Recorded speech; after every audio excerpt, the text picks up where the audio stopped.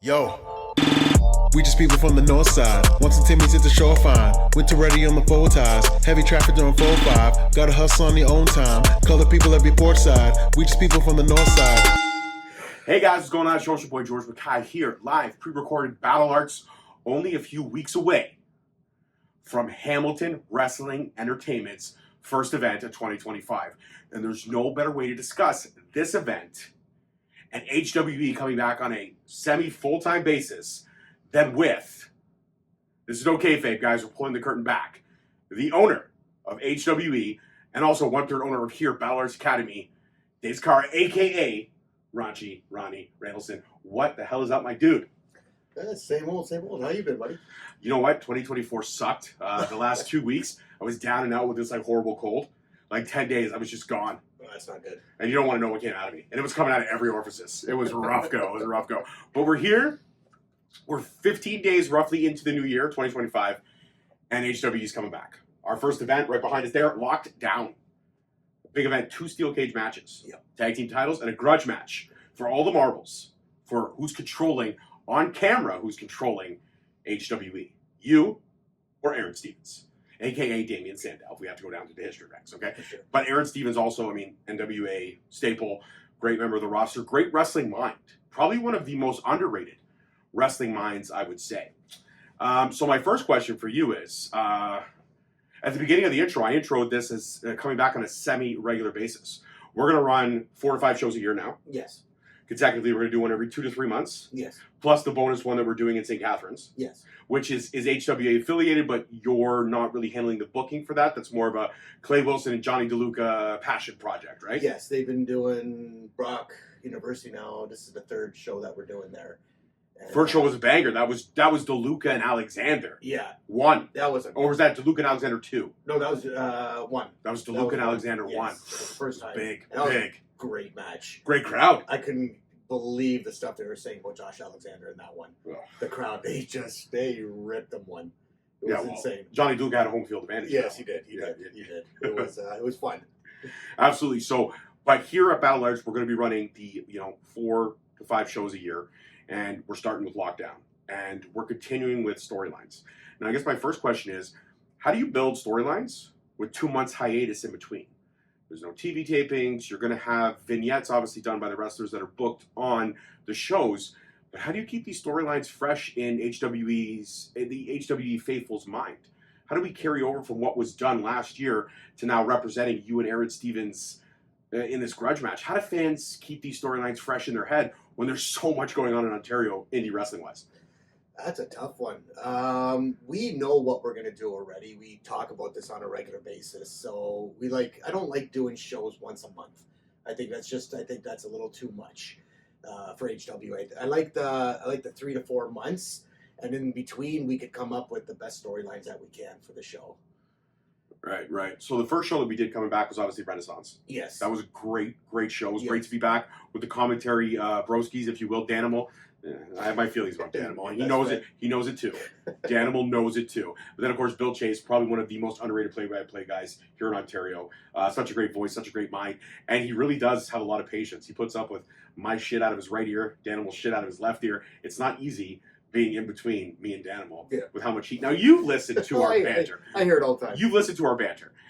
Would you say that if people who are tuning into HW for the first time, or even if they were to go back through the archives and they were to listen to me and Danimal, you would think that there's legitimate heat there, like 2 guys who just legitimately hate each other? Oh, for sure. The stuff that you guys say, it's crazy. I hear you guys banter on and off the camera. Right. So it's kind of fun, but maybe one day we'll set something up for you guys. We got it. I think there has to be a grudge match for that. I'm not going to say, I don't need to do, I'm a one-trick pony. You're going to get a clothesline out of me, maybe like a soft shell spear, and then I'm just going to possum the rest of the match. Yeah, well, Danimal has some wrestling experience. He's wrestled. I actually had a couple matches against him. That's right. Back in the early days of the Danimal career. I beat him both times. So. You'd be all, look at that, tooting his own horn, No problem there. No, but he has some experience, so it'll be a tough one for you, but I think it'll be a good match. I like it. We'll have to set something. I do. We'll have to set something up. Maybe. Let's see what happens. Let's see. Let's see how the banter works between you two. So we'll have to build the hatred more. So looking at Lockdown, so many great matches. You versus Aron Stevens. Got Empire versus Airstrike for the azillionth time going at each other. But those 2 matches are in steel cages. Yes. And then you have Natalia Markova going at Jody Threat. And now, is that for the women's title, or is Serena Deeb still our women's champion? No, Serena Deeb actually is not the women's champion anymore. Okay. Conflicting dates and stuff like that. So she relinquished the title. She relinquished the title. Okay. So she was a great champion while she was here. Her and Jody had a couple bangers of matches. It's sad to see Serena not being able to defend that HWE title, but now we get a chance to see if Jody can thrive under pressure with this unknown opponent. I would have enjoyed 100% to see Serena and Jody 3. Yes. I would have. We will get that back. We will get it, but we will get it back. All right, I'm hoping. You know what? And maybe, who knows? Maybe Jody will put the title on the line against Serena if she wins. But Natalia, I mean, she's dangerous. She is. She's very dangerous. I've been looking up and watching some of the stuff she does, and yeah, it's going to be a good match between them two. Nice. And then, of course, we have another title match on the line. We have Tyler Turva putting his HWE championship on the line against a rather different Johnny DeLuca than we're used to seeing. Johnny DeLuca's Mr. Happy-Go-Lucky, Mr. I'm happy to be here, all that good stuff. But lately, he's been on the edge. Lately, I feel like he even doesn't know where he's at. Have you spoken to Johnny? Have you tried to get in contact to see where his head's at? Because you and Johnny off camera have a great relationship. Yes, we do. I've spoken to Johnny many times, and Johnny really hasn't changed. He's still that same happy-go-lucky guy, but what's been going on in HWE with Johnny, it's kind of been unfair. He's been screwed over so many times, so I could see why he's... You see the frustration. I could see why he's getting frustrated. I think anybody would be frustrated with what's been going on with him. And that's why I set up this match, because he was supposed to be the #1 contender, but of course Aron Stevens said no. They kept dropping him out of that race. So I had to make sure that's going to happen that match. And those are two guys that respect each other. They're friends. So let's see what happens there. But now, mind you, after the last HWE show, you had to question Tyler Turva's motives and intentions. I mean, he did go out there with the good intentions of helping Johnny DeLuca, but ultimately his help ended up screwing Johnny DeLuca out of a win at the last show. Yeah, he came out there to motivate him, help him out, but that didn't work. No, it didn't work at all. No, and that I can see how frustrating that could be for Johnny. Absolutely. Now, when I look at Tyler Turva, is, believe me if I've done my research correctly, either the longest reigning or second longest reigning HWE champion. I believe Rib Impact has the title of longest reigning HWE champion, if I'm correct. I'm not sure. Do you mean I out-researched you? I think you have out-researched me. I believe that Tyler Turva, by the time lockdown does happen, Tyler Turva would be a few weeks ahead of Rip Impact for the longest reigning HWE champion. So this means that Johnny DeLuca could end the longest title reign in HWE's history. Does that even add more of an interesting feel to this matchup? Oh, 100% it does. I honestly don't know what's going to happen in this match. I mean, they are both unbelievable talents. So Johnny, he's motivated. I don't know what's going to happen. And Tyler Turva, everybody knows him. He's unbelievable. Mr. Saturday Night Delight. He's been a great champion for HWE. So I'm not going to pick who's going to win this one. I don't know. I just want to see a good match. No, you'll save that for me when I get put under the gun to have to do the prediction show. Always this guy. And everybody always gives George heat. Oh, George, you didn't pick me. Oh, why didn't you pick me, George? I went after the facts, people. Understand a prediction show is opinionated based on facts. And when I'm a fact checker like myself, that's how you got to play it. Okay, you can't just random. You can't just flip a coin.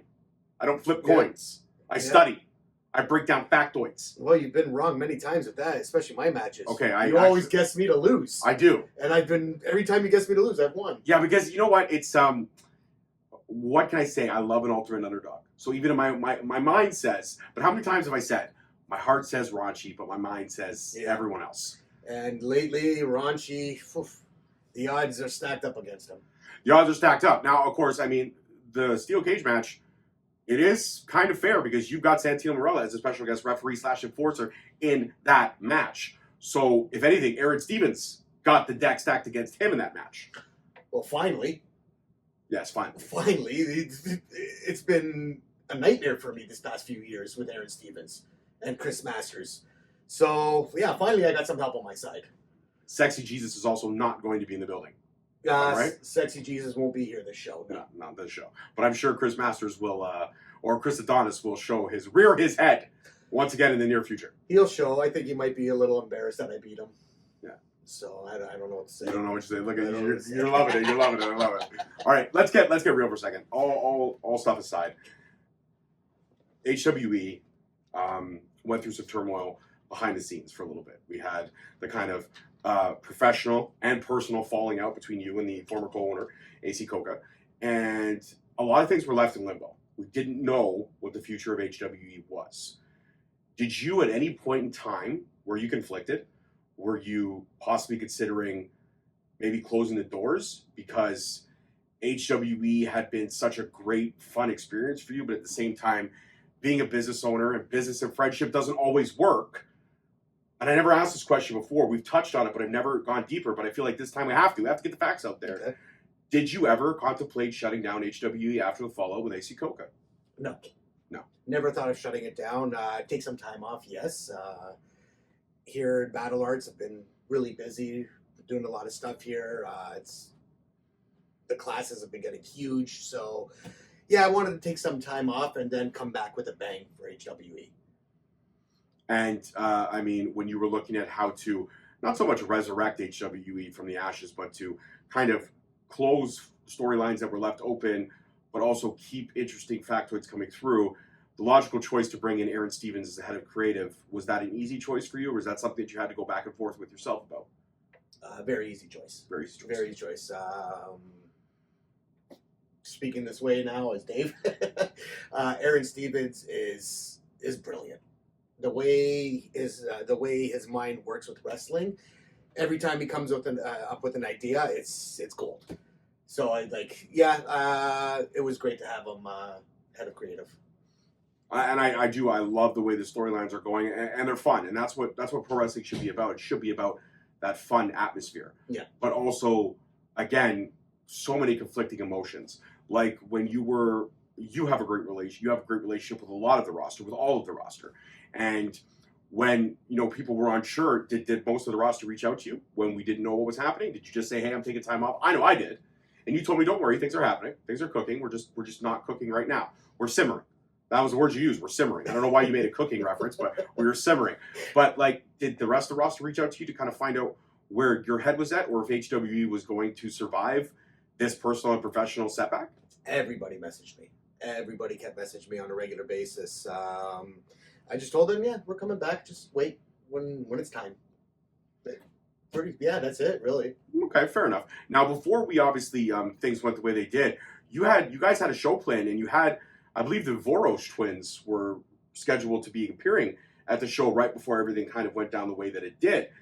Do we ever have any plans to bring the Voros twins back in the near future? Is that something that you're working towards? Because they were announced, and then obviously that show got canceled, so therefore all the bookings got canceled. Yeah, that show there was, show was going on, but we had to cancel due to some family emergencies. Voros twins, I was really excited to have them here. I haven't really thought about it yet to bring them back. Okay. To bring them, I'm not. Right now, there's so many stories. There's so much stuff going on, and hopefully we'll be closing off some stories soon, so we can add some more talent to HWE. I like that, because HWE's roster, a lot of people don't know the storylines that we're finishing with right now. HWE's roster is only about 20 deep right now. Yeah. We have room to really expand that. Yeah. And with expansion comes creative, juices flowing. And with creative juices flowing, you have a talented pool of teachers in this building. Pro wrestling teachers, teachers that are in the business, like a Gabriel Flares, like a John Greed. Have you also thought about bringing in some of these guys, picking their brains for storylines? Or is Aron Stevens going to be just the sole storyline guy with you?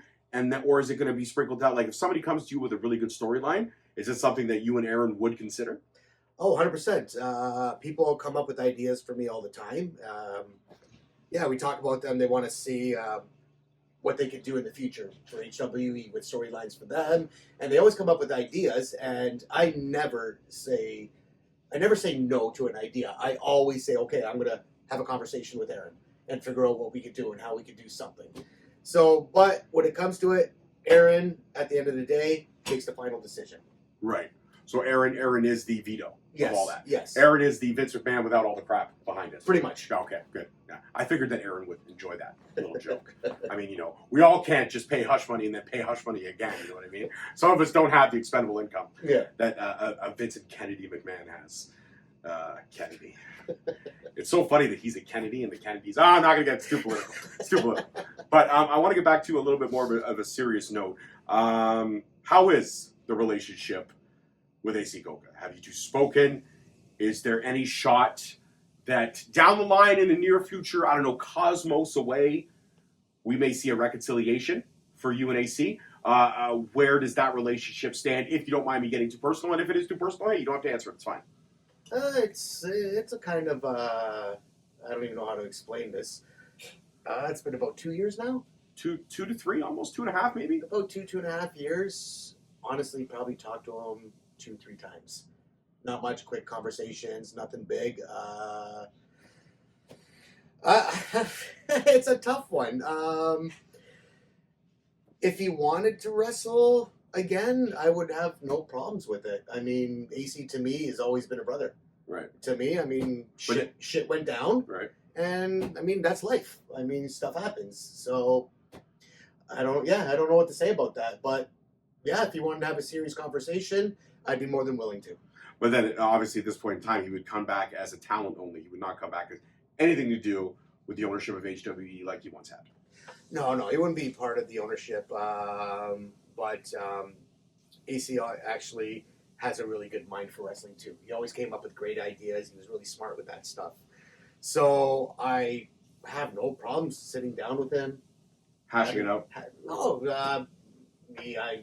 I have no issues. I'm good with everybody, so that's not a problem. But I wouldn't mind sitting down with him, and he had some ideas. Of course, I would take them. Like I said, he has a great mind for wrestling too. I like that. That's respectful. I like that. They're respectful, and you appreciate what he brought to the history, to the lore 100%, of HWE. 100%. Now, looking at HWE and looking at its past, its present, and the unknown yet exciting future. Any plans in terms of? I mean, I've always found this to be an oxymoron. I'm just going to lay it out here. We call it HWE, Hamilton Wrestling Entertainment, yet we run out of Mississauga, Ontario. So I guess my first question is semi-joke question, but also semi-serious. Any plans on maybe revamping the name? Do we get a new banner? Do we have a new, place that we're fighting for? Is this what Lockdown is leading up to? Because right now, HWE is run by a Sully man with horrible fashion sense. Yeah, I'm talking to you, Stevens, 100%. And you can't say shit about it because it's the truth. Now, I mean, mind you, in this interview, Dave is looking like a retired Joey Jeremiah from Degrassi Junior High. But regardless of that, if you beat Aron Stevens at Lockdown, can we really call it HWE anymore? Because what he's done the last couple of shows, it doesn't feel like HWE anymore. It feels like you've got to come with something new. You've got to, if you win and we, slay the dragon, if you will, and Aron Stevens loses control, which he never really had control to begin with, he just took it because it was available to take. Do we still fly the HWE flag, or is there potential to bring a new fold? Let's see what happens. Oh. I'm one of these guys I'm not one of those guys that big news is coming, like can't wait. I'm not that guy, but I guess I'm going to be that guy right now. Okay, because there is a lot of stuff that's going to be happening with HW in the next few shows that you never would have imagined. No, I don't think. I mean, a lot of my mind goes to settling scores.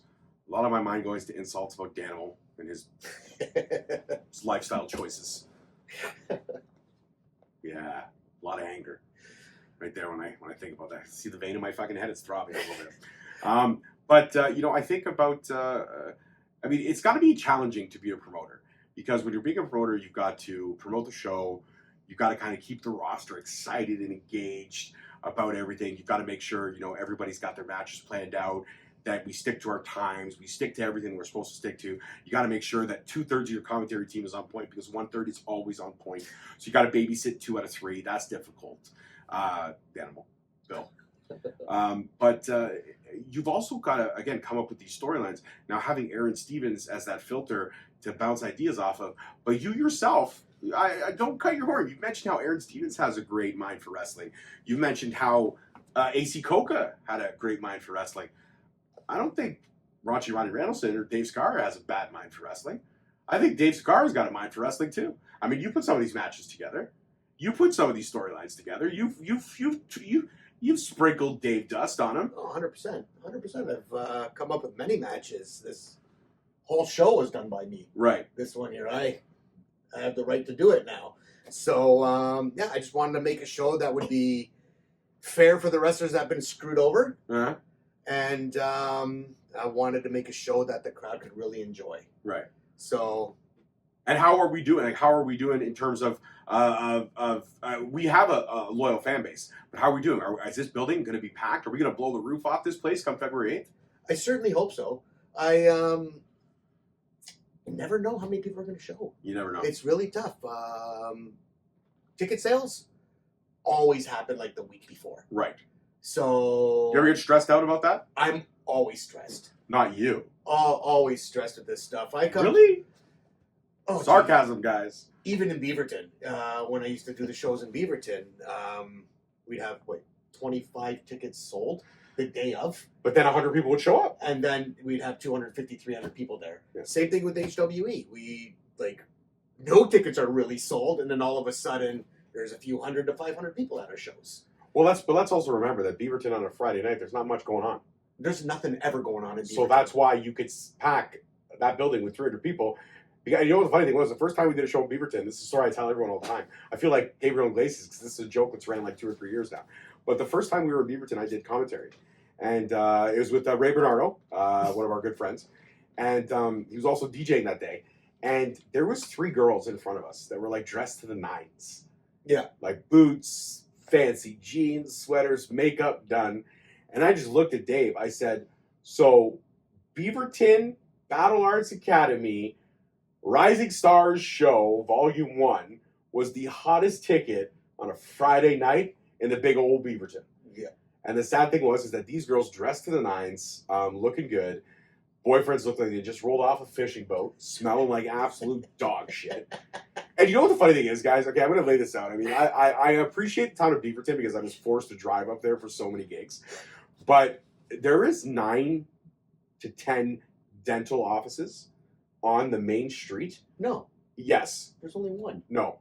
There's a couple. Beaverton has a lot of dental offices. Really? They do. And you know what the funny thing is? No one there has a full mouth of teeth. That's fantastic. I didn't know there was that many. I know there is a lot. I know of one because my barbershop is in the same plaza with the dentist. Sure, that's one. Yeah, I didn't know. I'm telling you, you know what, when you're bored, one day when you're having your staker, do you know what staker ticker time is? No. Okay, so when you're on the crapper and you're on your phone, you're making a staker, but you're tinkering. Staker ticker time. Okay. Shout out to The League, one of the greatest shows ever. And when you're staker tinkering, just look up dental offices in Beaverton. You'd be floored. Really? You would be floored. That's crazy. Yeah, and yet with all those dental offices, guys, and the fact that, a lot of people have, benefits through their jobs, none of y'all got a full mouth of teeth. That's and I made that joke all the time in the commentary of Beaverton. And you know what? It's sad but true. Beaverton, I don't miss you. I'm going to let you guys know that right now. I don't miss you. If HWE ever goes up to Beaverton, you will have a 2-man commentary team because I'm not going back up to I'm not going back up. But, so, I mean, you were stretched pretty thin at one point, with HWE kind of on hiatus. You were building up the Beaverton brand, the Battle Arts Beaverton location.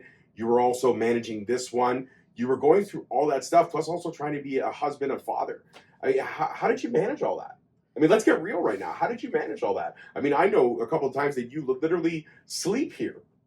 You slept at Beaverton sometimes. I mean, it's closer to home, but yeah. you missed out on a lot of family time trying to keep both locations afloat. Now, we don't have the Beaverton location anymore, but you tried, for a long time, you were trying to keep both locations afloat and running those wrestling shows out there and trying to figure out HWE and trying to balance family time. I mean, I joke about all the time on the podcast, and I'm stretched super thin, but shit, I do 2 podcasts, the occasional commentary gig, and I work my full-time job. I love my job. I hate my bosses, but I love my job. And that's my shoot job. But I love all my bosses in pro wrestling, that's for sure. But how did you manage all that? How did you balance all that? I have a really supportive wife. You do. Really, so she's. She can also kick his ass. We're not going to go there, but no. It's tough. Even now, it's tough. Even that we don't have the Beaverton location anymore. It's still I'm working 7 days a week. I'm here right now in Mississauga, and I'll be here till Tuesday. I'm sleeping here, so I'll be here for a couple days and to do a few things, and that's how it is every week.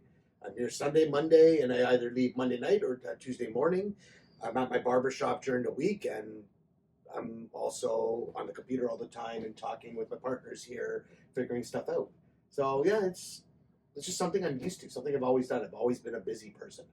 Yeah, there ain't no rest for the wicked when it comes to you. No, I've always been busy, like with everything I've done. My barber shops, and when I used to live in Hamilton, I had a few businesses there, and especially my wife. My wife is really busy too, what she does for a living. Kids going to school. Yeah, it's a lot. It's a lot, but yeah, I can handle it. Yeah, I know you can. And your daughter, fantastic dancer. Yes. Sweetheart of a girl. Thank God she looks like her mother. And your son, very introverted but smart man. Smart little boy. Yeah. How old's he now? 16? No. 15? No, he's turning 16. Oh, he's turning 16. Yeah. Okay, so yeah, just like my daughter. Yeah. Yeah. Again, keep him away from my daughter. That's always the rule. But your oldest, she is either finished high school or in her last year? She's in her last year. She's going to university next year. That's amazing. Where's she going? She wants to do child psychology. She wants to go to Guelph, but she hasn't got anything back yet from them, which probably won't be another few weeks. Of course, yeah. Her second choice was Brock, which she was already accepted, but I think she really wants to go to Guelph. Amazing. And child psychology, you know what, coming from a kid of childhood trauma and a bad upbringing, bad childhood in general, child psychology is something that is so sorely needed, especially in this new era of recognizing mental health. So kudos to her, man. Yeah. Because child psychology is not easy. God knows if any kid went through what I went through and can make it out on the other side, it's because of people like her. So kudos on that for her. That's going to be some hard days, though, man. There's going to be some emotional... She's going to be emotionally drained.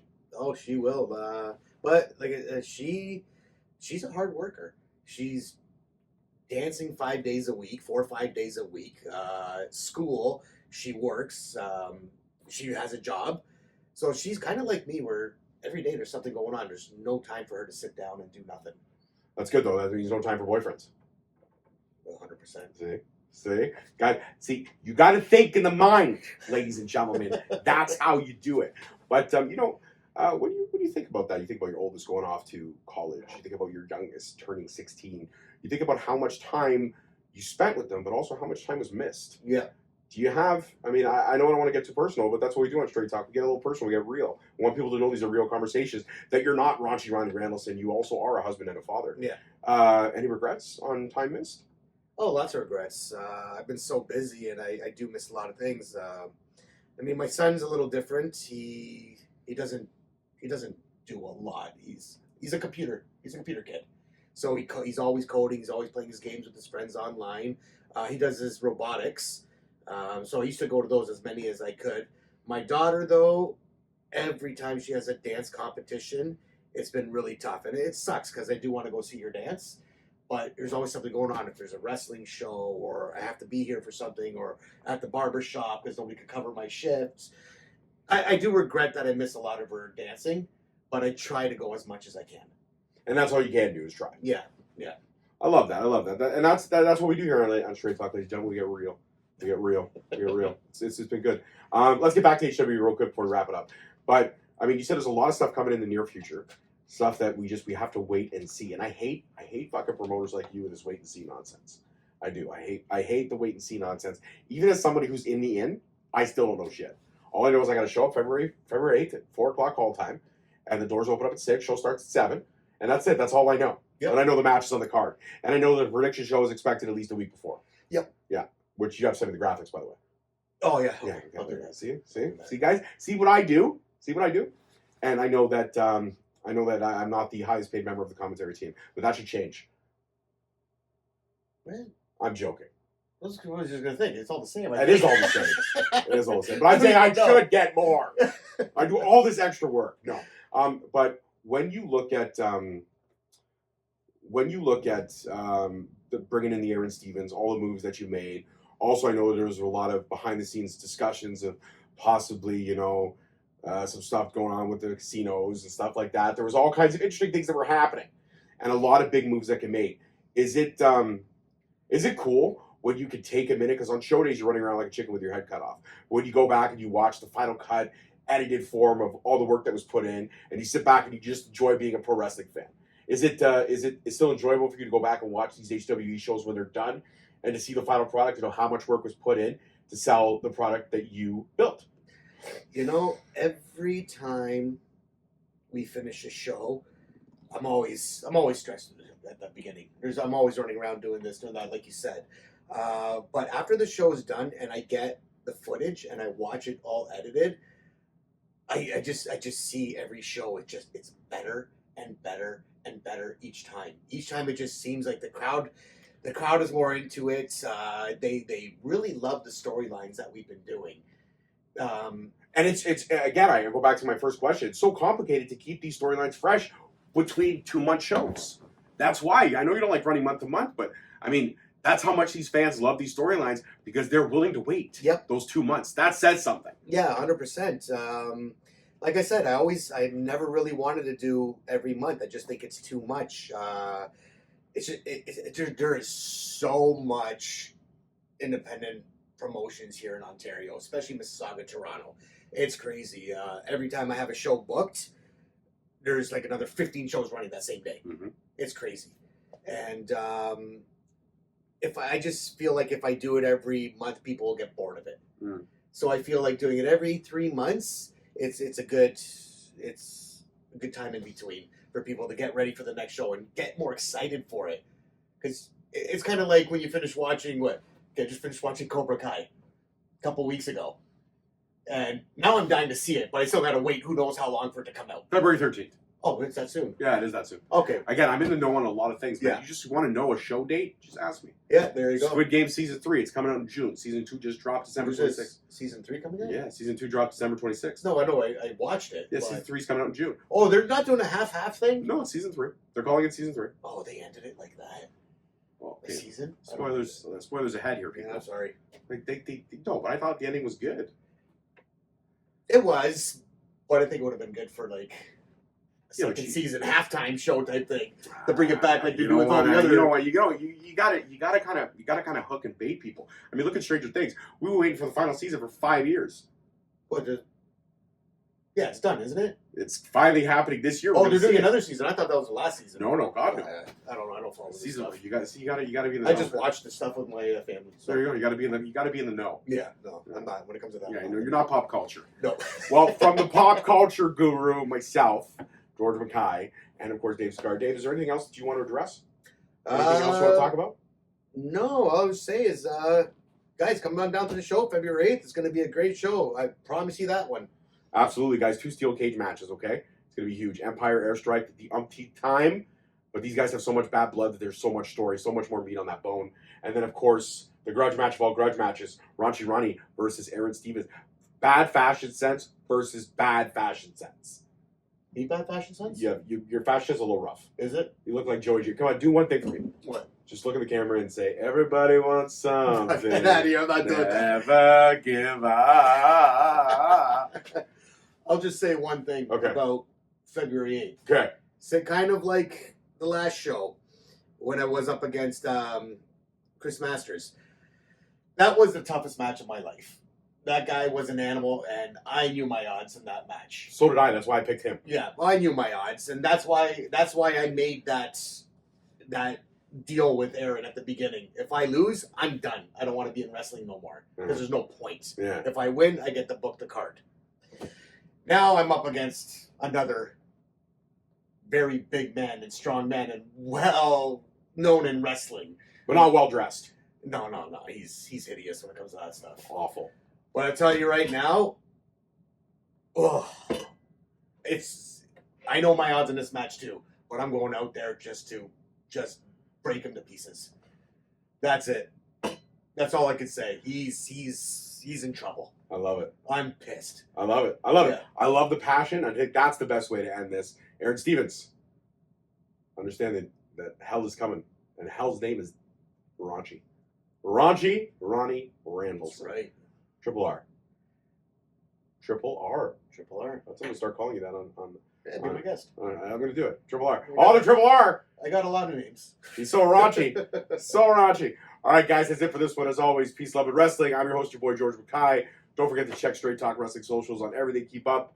And hit us up on YouTube, man. Subscribe. We're at 1,331 subscribers. We can use a few more, but hit us up. And as always, don't forget to check out HWE, Everything Battle Arts, Dave Sciara. Finally got an Instagram, guys. Follow him on Instagram. Finally got one. It's a big deal. It's a big deal. I'm so bad with social media. I haven't even used it. I know, but you got one. I got one. Actually, that was my old barbershop Instagram from like 15 years ago, 15 years ago in Hamilton.